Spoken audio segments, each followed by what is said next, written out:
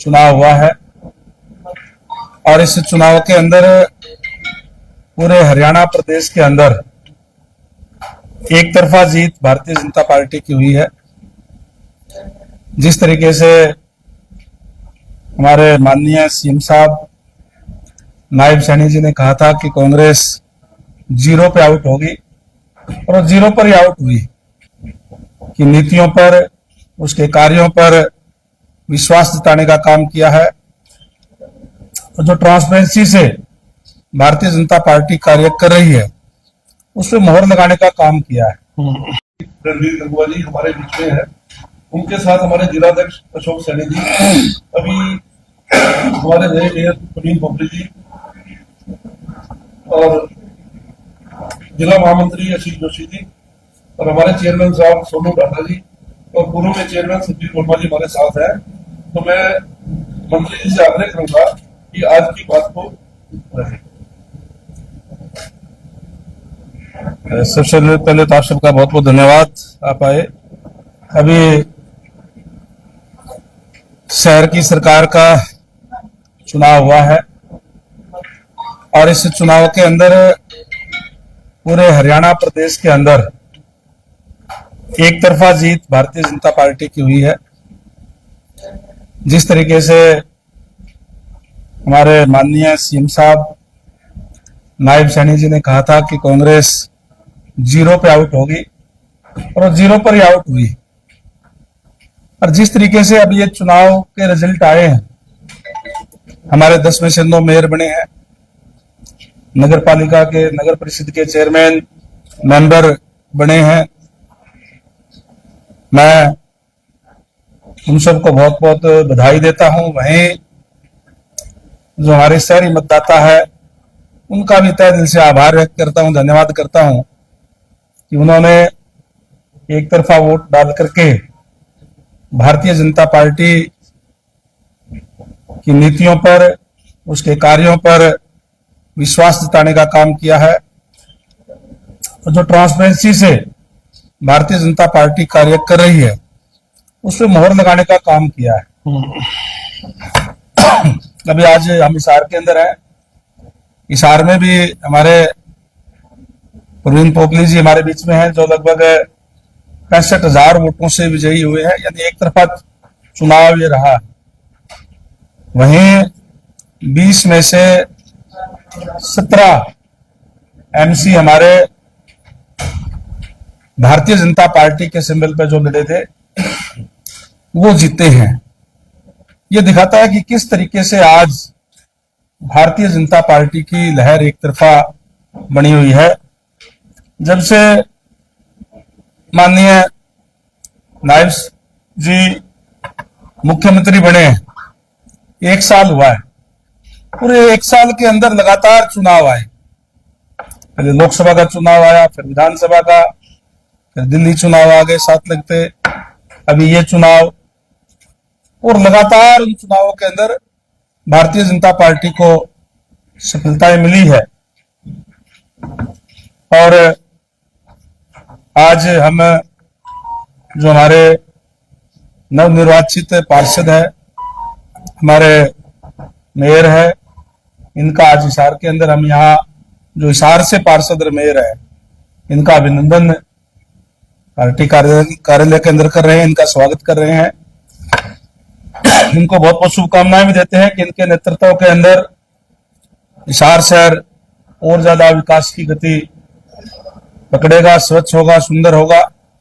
और triple engine की सरकार बनी है तो निश्चित रूप से और ज्यादा गति से विकास कार्य होंगे। वहीं अभी भारतीय जनता पार्टी बड़ा बारीकी से संगठन पर विचार करती है, संगठन और ज्यादा प्रभावी हो इस पर विशेष तौर से कार्य करती है। हिसार क्योंकि सबसे बड़ा जिला है, 7 विधानसभा इसके अंदर है, और इसलिए उसको थोड़ा और संगठन की दृष्टि से ताकि प्रभावी तरीके से कार्य हो सके, इसलिए छोटा करते हुए अभी बरवाड़ा, हंसी और नारनौंद इसका संगठन की दृष्टि से अलग जिला होगा ये, और 4 विधानसभाओं का हिसार, नड़वा, आदमपुर, हिसार और उकलाना, ये 4 विधानसभाएं हिसार जिले के अंदर रहेगी। इसका जिला अध्यक्ष और कार्यकारिणी अलग से बनेगी और उसकी प्रक्रिया आज से ही शुरू कर रहे हैं कि अभी कार्यकर्ताओं से या जो इच्छुक है बनने के, उनके आज से विधिवत रूप से हमारे पर्यवेक्षक भी यहाँ आ रहे हैं, सीमा तिरखा जी और सुनीता डांगी जी, वो आ रही हैं और विचार विमर्श करके वो जाएंगे। तो निश्चित रूप से जल्दी ही हमारा संगठन का, जिला के संगठन का गठन होगा, जिसमें जिला अध्यक्ष हिसार का और हांसी का भी जिला अध्यक्ष जो है वो बनाया जाएगा, ताकि और प्रभावी तरीके से भारतीय जनता पार्टी जो है कार्य करते हुए संगठन को और ज्यादा मजबूती देने का काम करे, क्योंकि निरंतर इस पे भारतीय जनता पार्टी बारीकी से कार्य करने का काम करती है।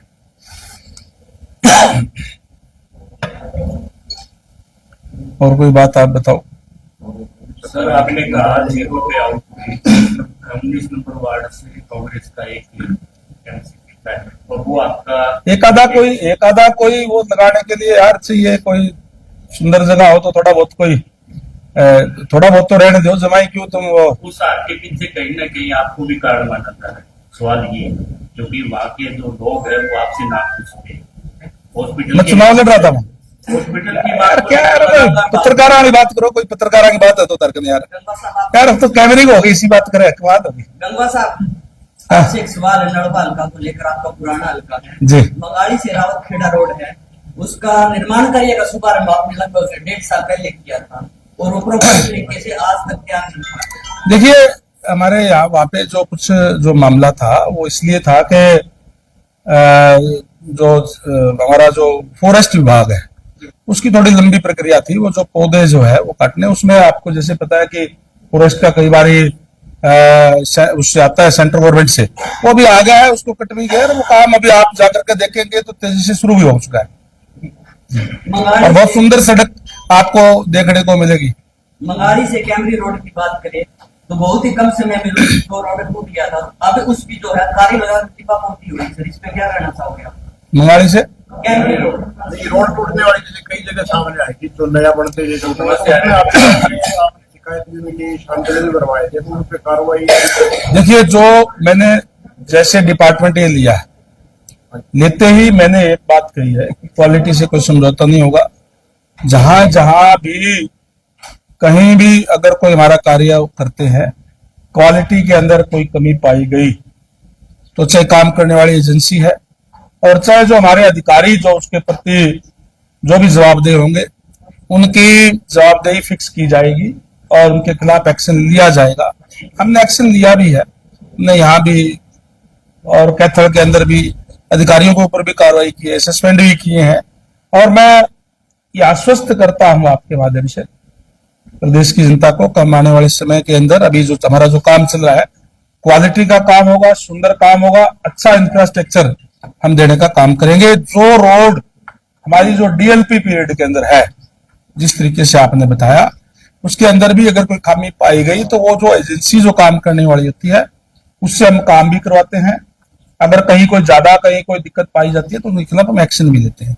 गंगा जी, वार्ड नंबर 1 से जो वोटिंग हुई थी, उनके रेखा बंसल के जो पति है ललित बंसल ने एक आरोप लगाया कि ईवीएम मशीन में गड़बड़ पाई गया, कि उनके एजेंट को सिलेक्शन हुई थी और ईवीएम मशीन जो है 100% दिखाया गया। ये तो ईवीएम करते हैं भूपेंद्र सिंह हुड्डा जी, घने टाइम हो गया कहते हुए, ये तो कोई नई बात तो होती। ललित बंसल ने कहा कि इसने एजेंट के साइन लिए।